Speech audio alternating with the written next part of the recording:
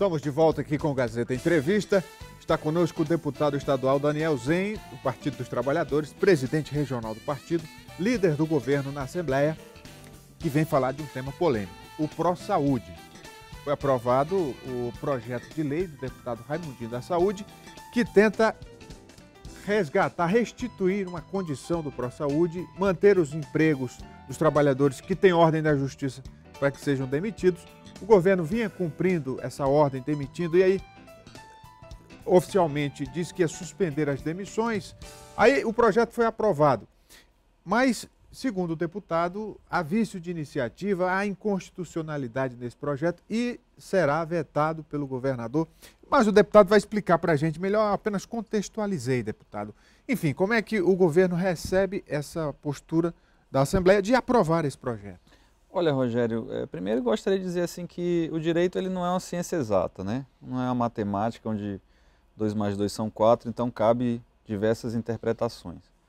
É a opinião que a gente vem tratando, e é claro que todos nós deputados nos sensibilizamos muito, né, e nos compadecemos dessa situação, dos pais e mães de família, trabalhadores do Pró-Saúde, que estão na iminência de perder seus empregos em virtude dessa decisão judicial do Tribunal Regional do Trabalho da 14ª Região e do termo de ajustamento de conduta que foi assinado pelo Governo do Estado com o Ministério Público do Trabalho, justamente para estabelecer os prazos para cumprimento desta decisão que já tinha sido exarada pelo Tribunal Regional do Trabalho.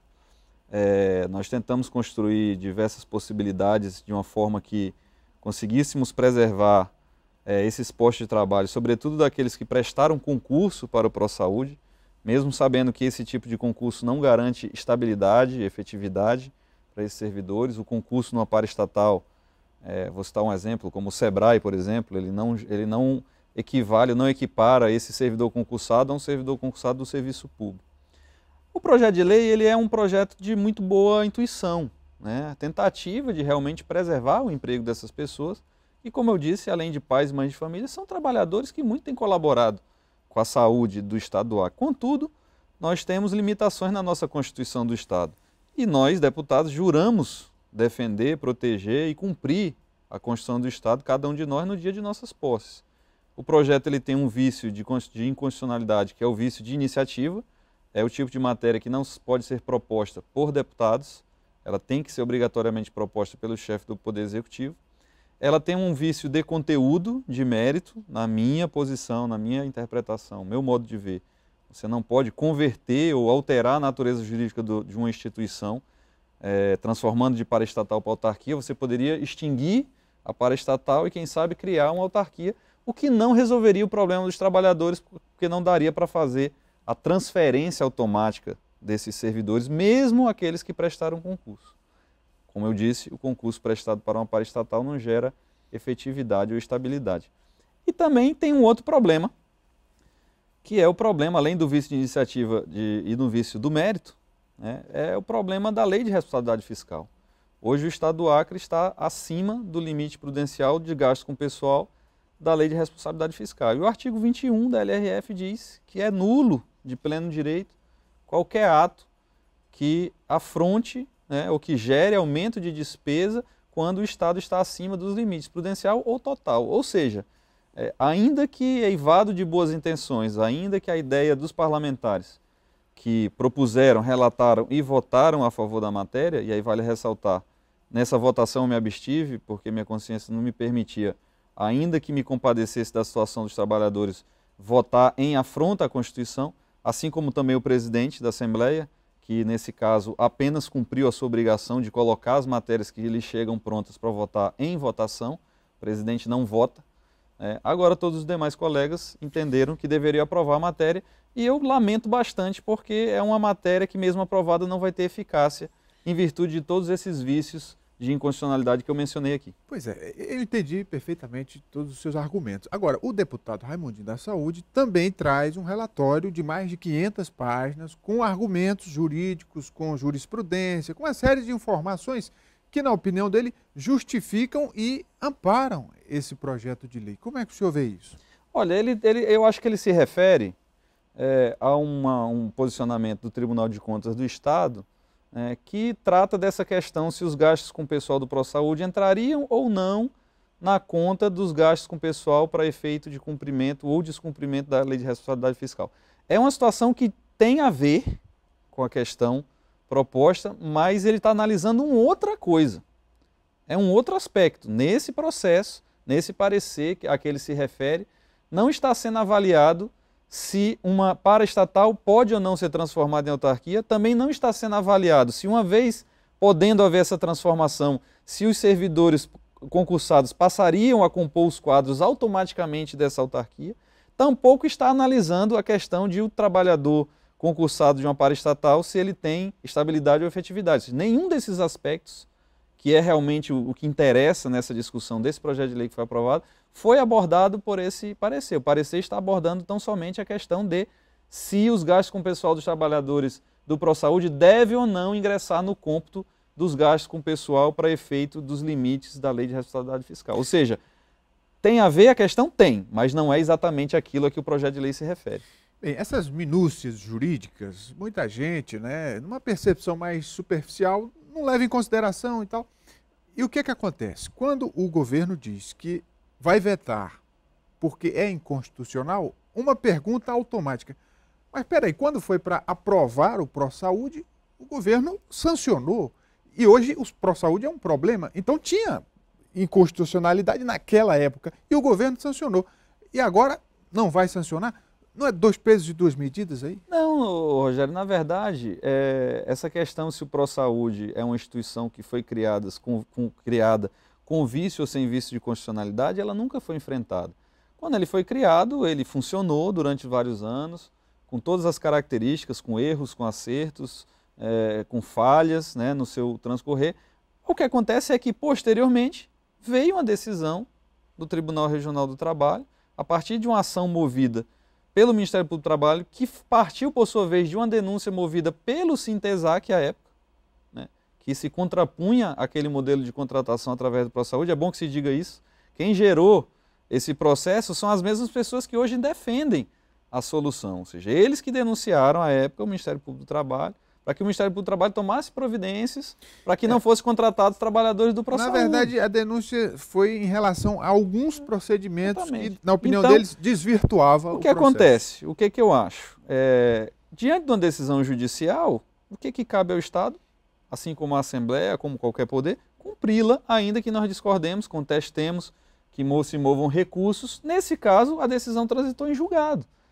Não cabia mais, né, ao Estado não cabia mais o que fazer, né, a não ser cumprir a decisão. O que o Estado ainda conseguiu foi, através do termo de ajustamento de conduta, conseguir prazo para cumprimento dessa decisão. Ou seja, as demissões teriam que acontecer de forma escalonada, com uma primeira etapa em 2017, a outra etapa em dezembro de 2018, a outra etapa em dezembro de 2019.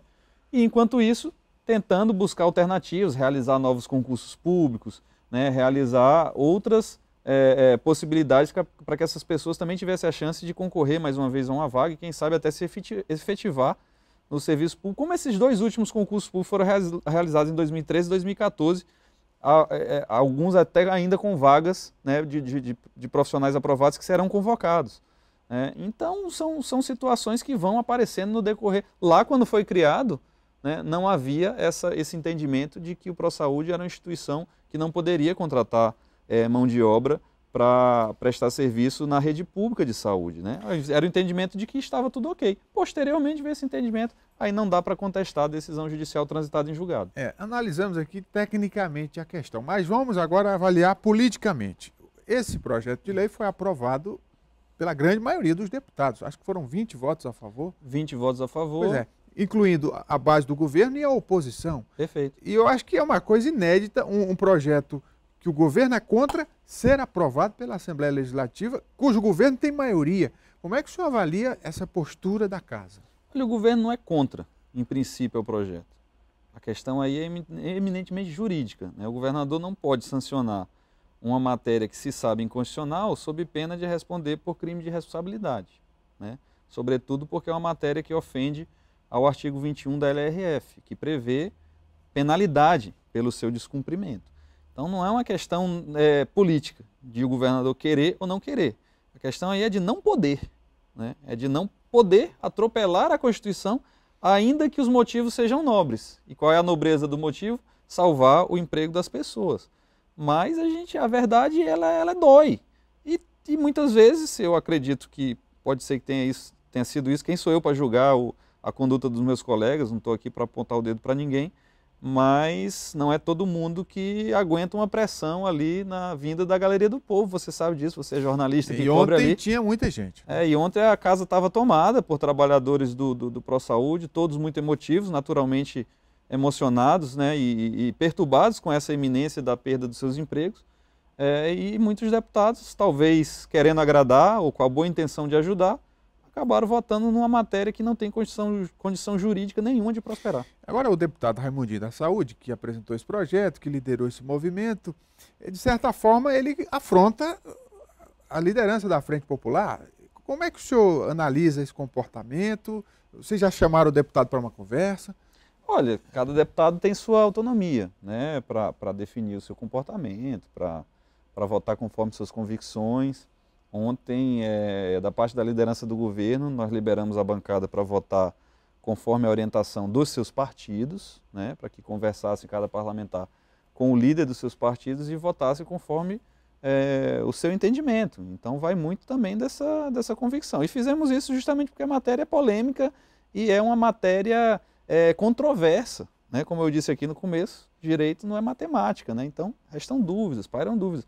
A minha sugestão não era nem de votar contra ou a favor nesse princípio, era aprofundar mais o estudo e análise jurídica e técnica da matéria nas comissões, né, levando à exaustão todas as hipóteses, as possibilidades, para se tentar construir, se não essa, a solução com a aprovação dessa matéria, uma outra alternativa que pudesse vir a surtir um efeito positivo. Havia, inclusive, me proposto a estabelecer um diálogo com o Ministério Público do Trabalho para consultar se havia a possibilidade ou a predisposição de, quem sabe, alterar os termos, as condições do termo de ajustamento de conduta, coisa que eu nem cheguei a fazer, justamente porque foi uma sugestão que não foi acatada, né? A minha sugestão de construção de uma solução era bem diferente de simplesmente adotar esse caminho que é mais curto, né, mas é muito mais frágil, que é aprovar uma lei sobre a qual recai muitas dúvidas sobre a sua constitucionalidade. Deputado, o ano legislativo está encerrando e gostaria que o senhor fizesse um balanço desse ano, especialmente do seu mandato. O senhor, mesmo como líder, como presidente do PT, mas apresentou bons projetos e conseguiu, então, cumprir essa função legislativa. Olha, Rogério, a gente está muito satisfeito nessa última semana e, na verdade, estou muito satisfeito com a base de sustentação ao governo, porque ontem nós aprovamos mais de 20 matérias de autoria do Poder Executivo, incluindo a nossa lei orçamentária anual, incluindo projetos que dizem respeito a financiamento, operações de crédito, como o Finisa, o Programa de Ajuste Fiscal, o PAF, a nova lei sobre a utilização de depósitos judiciais, que tinha sido tão polêmica lá atrás, mas que depois veio a emenda à Constituição e regulamentou a questão. O Estado agora se adequa também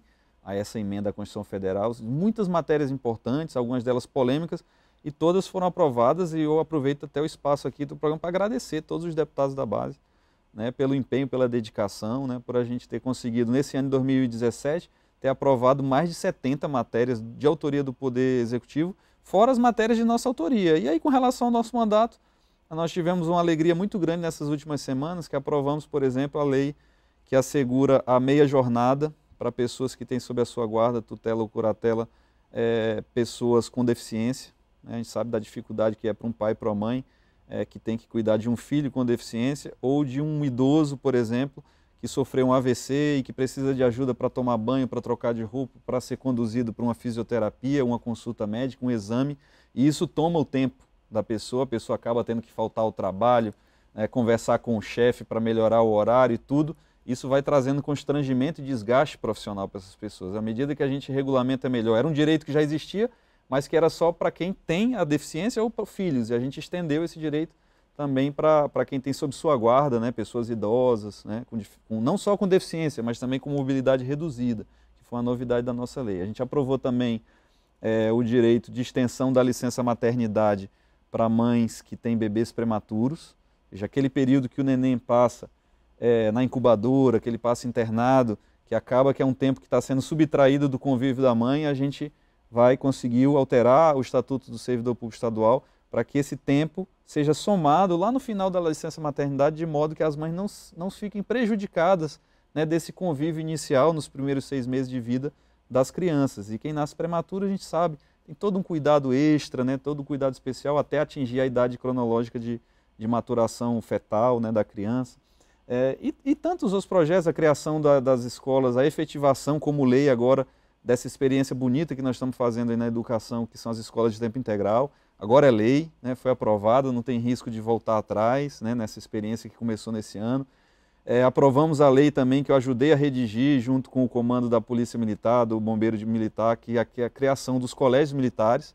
A partir de 2018, assim como já existe em outros estados, o Acre vai poder contar com 2 colégios militares, que é o Colégio Militar Tiradentes, da Polícia Militar, e o Colégio Militar Dom Pedro II, do Corpo de Bombeiro, né, mais uma inovação aí das políticas educacionais.